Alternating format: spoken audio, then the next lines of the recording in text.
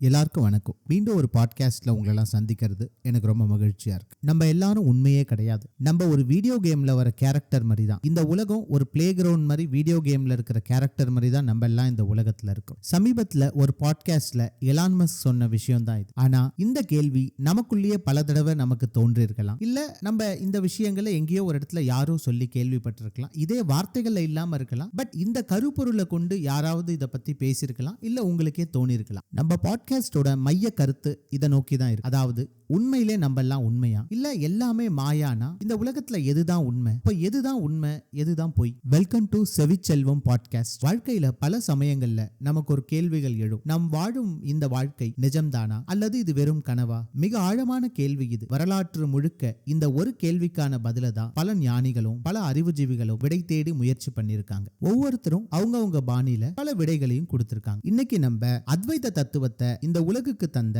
ஆதிசங்கரர் இந்த கேள்விக்கு அவர் கொடுக்கிற பதில தான் நம்ம பார்க்க போறோம். இந்த உலகம் ஒரு மாயை என்று கூறுகிறார் ஆதிசங்கரர். ஆனால் சாதாரண மனிதர்களாகிய நமக்கு இது ஒரு குழப்பத்தை ஏற்படுத்தலாம். பசி இருக்கு, வலி இருக்கு, உறவுகள் இருக்கின்றன, இதெல்லாம் எப்படி பொய்யாக இருக்க முடியும் என்ற கேள்வி நமக்குள் வருவது இயல்புதான். இந்த கேள்வியோடு ஒரு இளைஞன் ஆதிசங்கரரை தேடி சென்றான். அவனுக்கு சங்கரர் அளித்த பதில் வெறும் தத்துவம் அல்ல, அது ஒரு வாழ்க்கை பாடம். அந்த சுவாரஸ்யமான நிகழ்வை தான் நாம இன்னைக்கு கேட்க போறோம். கதையின் நாயகன் ஒரு இளைஞன். உண்மையை அறிந்து கொள்ள வேண்டும் என்ற தாகத்தில் பல மாதங்கள் காடு மலைகள் கடந்து நடந்து வருகிறான். அவனது கால்களில் காயம், உடல்களில் சோர்வு, ஆனால் மனதில் ஒரே ஒரு கேள்வி: உலகம் மாயை என்றால் உண்மை என்பது எது? இறுதியாக அவன் கங்கை நதிக்கரையை அடைகிறான். அங்கே ஆதிசங்கரர் ஆழ்ந்த அமைதியில் அமர்ந்திருக்கிறார். இளைஞன் அவரை வணங்கினான். பின்பு, குருவே, நான் என் சுக போகங்களை விட்டுவிட்டு உண்மையை தேடி வந்துள்ளேன். நீங்கள் ஜெகத் மித்யா, அதாவது உலகம் ஒரு மாயை என்று கூறுகிறீர்கள். அப்படியென்றால் எதுதான் நிஜம்? எனக்கு விளக்குங்கள் என்றான். சங்கரர் அவனை பார்த்து புன்னகைத்தார். அவருக்கு தெரியும் இந்த இளைஞனுக்கு ஏட்டுக்கல்வி தேவையில்லை, அனுபவ கல்விதான் தேவை என்று. அவர் அமைதியாக சொன்னார்: அப்பனே,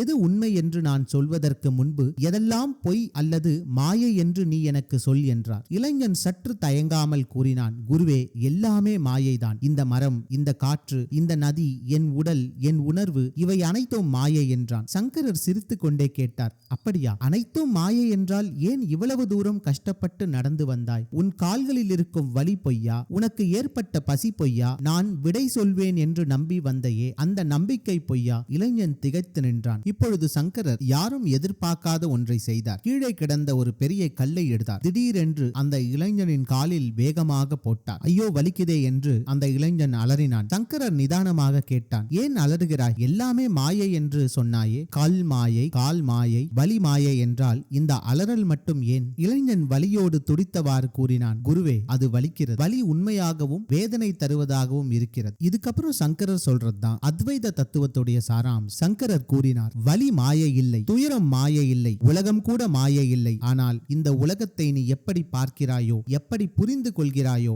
அந்த பார்வைதான் மாயை என்றார். நண்பர்களே, இங்குதான் நம்ம உன்னிப்பாக கவனிக்க வேண்டும். ஒரு சம்பவம் நடக்கும் போது அது வெறும் சம்பவம் மட்டும்தான். ஆனா நம்ம மனம் அதுக்கு கொடுக்கிற ஒரு கலர் தான் இங்க ப்ராப்ளம். இது நல்லது, இது கெட்டது, இது அவமானம், இது வெற்றி. நாம் நமக்கு கொடுக்கும் இந்த விளக்கம் இருக்கு இல்லையா, இன்டர்பிரேஷன் ஆஃப் த ஈவென்ட், பிரச்சனையோட ஆணிவேர் அதுதான். இதை இன்னும் எளிதாக புரிந்து கொள்ள சங்கரர் கூறும் ஒரு உதாரணத்தை பார்ப்போம். இருட்டுல கிடக்கிற ஒரு கயிறை பார்த்து பாம்புன்னு நினைச்சு பயப்படுறீங்கன்னு வச்சு, அங்க பாம்பு இல்லை என்பது உண்மைதான். ஆனா நமக்கு வந்த அந்த பயம் ரொம்ப உண்மையானது. அந்த பயத்துக்கு காரணம் பாம்பு அல்ல, கயிற்ற பாம்பா நினைக்கக்கூடிய நம்முடைய தவறான புரிதல் தான் காரணம். பிரம்ம சத்தியம், ஜெகத் மித்யா. அதாவது ஆதிசங்கரர் சொன்ன கோர் வேர்ட்ஸ்ல என்னன்னா, பிரம்மம் தான் உண்மையானது, இந்த உலகம் மாயை. அதாவது இந்த உலகத்தின் மீது நாம் செலுத்தக்கூடிய இன்டர்பிரேஷன் அதுதான் மாயை, அதுதான் நமக்கு துன்பத்துக்கு காரணம்னு சொல்றார். இதை நான் ஒரு எக்ஸாம்பிள் மூலமா சொல்லலாம்னு நினைக்கிறேன். நம்ம கண்டிப்பா ஒரு கடைக்கு போயிட்டு பச்சை தண்ணி கொடுங்க, இல்ல ஹாட் வாட்டர் கொடுங்க, இல்ல கோல்டு வாட்டர் கொடுங்கன்னு நம்ம கேட்டிருப்போம். தண்ணி ஒண்ணுதான். அது எப்போ கோல்டாவோ ஹாட்டாவோ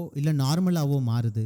நம்ம உடம்ப சுடும்போது அது சுட தண்ணி, நம்ம உடம்ப அது குளிர்விக்கும் போது அது கோல்டு வாட்டர், நம்ம உடம்ப எதுவும் பண்ணாத போது அது நார்மல் வாட்டர். இப்போ தண்ணின்றது நிஜம், அது மாயை இல்லை. ஆனா தண்ணீருக்கு மேல நம்ம கொடுக்கக்கூடிய இன்டர்பிரேஷன்ஸ், தண்ணியை சுடுகின்ற தண்ணி இல்ல குளிர்ந்த தண்ணி நம்ம கொடுக்கிற இன்டர்பிரேஷன்ஸ் தான் மாயைன்னு சொல்றார். சரி, ஓகே, வாழ்க்கைக்கு வருவோம். இதெல்லாம் தெரிஞ்சு நான் என்ன பண்ண போறேன்? இருந்தா என்ன, இல்லைனா என்ன, மாயைனா என்ன, மாயை இல்லைனா என்ன? திங்கக்கிழமை காலையில எந்திரிச்சு ஆஃபீஸ் போகணும், அங்கே பாஸ் இருப்பாரு, அங்கே ஏதாவது வேலை கொடுப்பாரு, பண்ணலனா திட்டுவாரு. இப்படி 1000 கேள்விகளும் பதில்களும் உங்க மைண்டுக்குள்ள போயிட்டே இருக்கிறதுக்கான வாய்ப்பு இருக்கு. நம்ம பல நேரங்கள்ல பல விஷயங்கள்ல ஆஃபீஸ்ல குடும்ப சண்டைகள்ல மன உளைச்சல்களுக்கு ஆளாகும். அந்த சமயங்கள் எல்லாம் இந்த ஒரு விஷயத்தை ஞாபகம் வச்சுக்கணும். இப்படி எல்லா பிரச்சனைகளும் ஒரு தண்ணீர் மாதிரி தான். அது சுடுகின்ற தண்ணியா இல்ல குளிர்ந்த தண்ணியா இல்ல நார்மல் தண்ணியான்னு நம்ம கையில தான் இருக்கு. அதாவது நம்ம கொடுக்கக்கூடிய இன்டர்பிரேஷன்ஸ் தான். ஒரு பிரச்சனையை நம்ம சுடுற மாதிரி அணுக போறோமா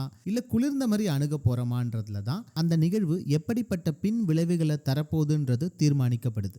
இந்த சிந்தனையோடு இன்றைய பகுதியை நிறைவு செய்கிறேன். மீண்டும் ஒரு நல்ல தலைப்பில் சந்திப்போம். நன்றி, வணக்கம்.